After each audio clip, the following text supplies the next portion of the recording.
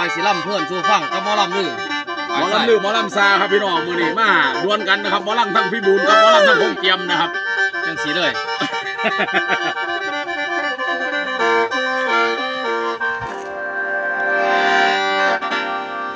นุ่มยาโสเด้อมองเศร้าเงาราบ่เว้นวางสาวพนังดีเตียงไปเคียงสู่สุยว่านางน้ำตาน้องแก้มแนมดูเดือนเป็นสีลาแสวงมาสื่อยืนกองซองแนมดูพวกเขายิ้มแย้มสิเข้าสู่เพื่อนหัวทักแก่โนแฟนผมได้จมน้ำทั้งยืน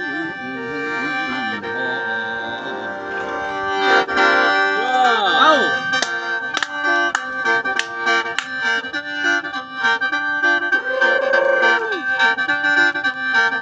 บ่ฟอนบ่สวงได้บ่ล่ะแม่น้องเฮ็ดขึ้น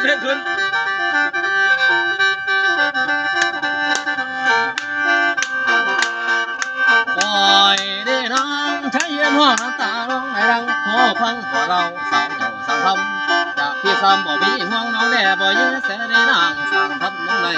ใจคนแพ้โอ้ยเป็นแต่โดยเจ้าความสุขนี้แต่เจ้าใช้เสาทุกวันหอดมื้อนั้นคงสิมวนสุขสมฝากแต่เสียงลมไปสอยงานนั่งน้องยืนมองน้ำตาไหลหยดยืนมองขอรถน้ำสั่งให้ถึงส่วนเรายืนคือมองมึงส่วนเรายืนคือมองมึงใจละมึงถึงคำพันโดนคนก็ลาเบอร์ล้มเขาแสนละคำพอเราเป็นแก้วบ่หายผ่านสุขายลงระวังกันไก่สีไฟมามองสอนแนมใช่บ้างนั่งในล่าสีมาเอายาพาใจแน่บอกพี่ทั้งสิแก่คนเพยอยากผมกักเขาลมรุดดวงลงแดดในตะยืนดามองมองถึงขอชื่นยืนมองน้ำตาเด็กยืนมองน้ำชีในผ่านมันกับตาหวานเดินผ่านที่ไปยะโสธรกับน้องเทไหลเหตุฉะนั้นเปลี่ยนไปบวกวน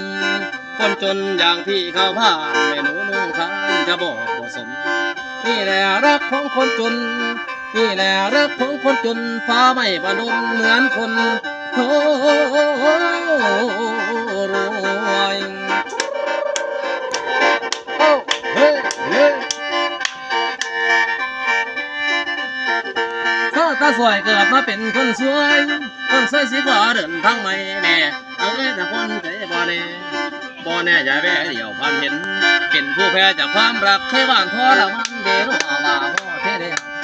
คนแพ้ก็คือแพ้ขาดทุนคือถึงขาดทุนทำล้นความตายเจ็บปวดหายใจพี่นักหนา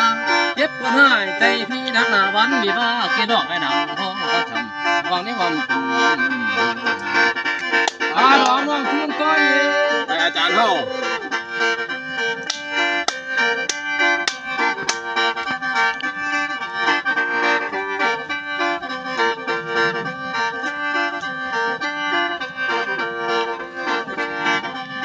มาฟังล่ามบอ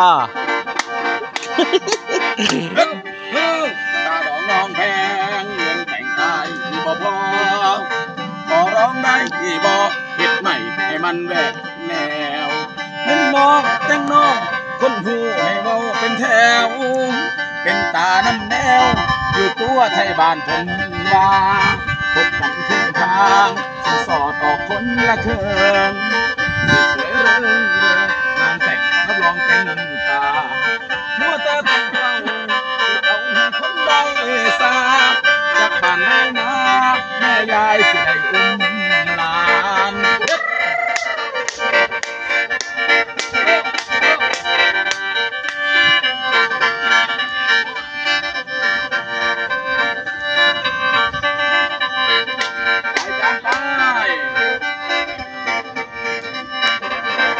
ซ่อนเสียงแค้นนี่เนาะโอ้ยขึ้นโถงเนาะตายางราคาค่าแต่งเห็นตายางราคาค่าแต่งห้องแพงเป็นไผสิเว้า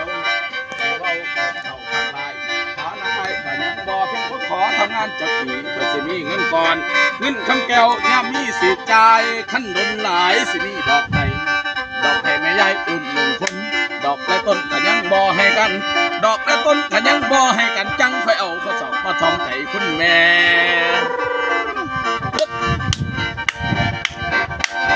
ดีสนในหมอลำบอย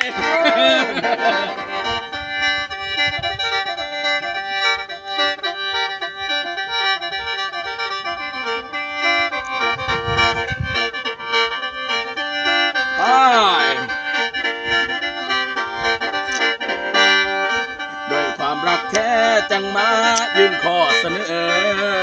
อยู่ดนไปเด้อลูกสาวเจ้าสีข้างคู่เป็นสาวข้างบ้านขึ้นคานเขาว่านักโลกแม่นปงบ่ตกสิเลือกเอาใจหรือเงินค่าดองน้องตืมอย่าลืมเป็นทางเลือกใหม่ที่น่าสนใจคุณแม่บ่ต้องไปเกินเคยยังบ่พร้อมก็ปลอมตืมให้สาเกินคงสิบ่เกินชาตินี้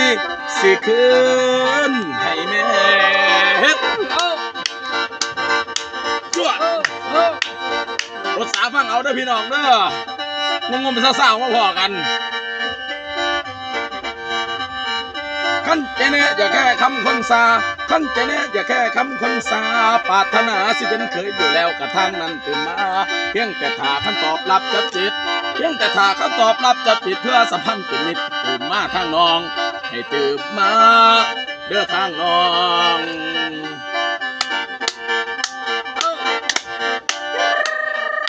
เฮ็ดขึ้นสบายดีพี่น้องทั้งหมดทะลงทั้งเด้อครับฟังเล่านะครับฟังสายพี่น้องเข้า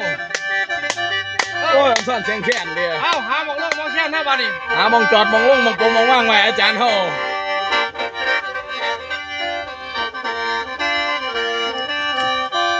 เดี๋ยวโอ้7 นาทีแล้วพอดีงามพอดีงาม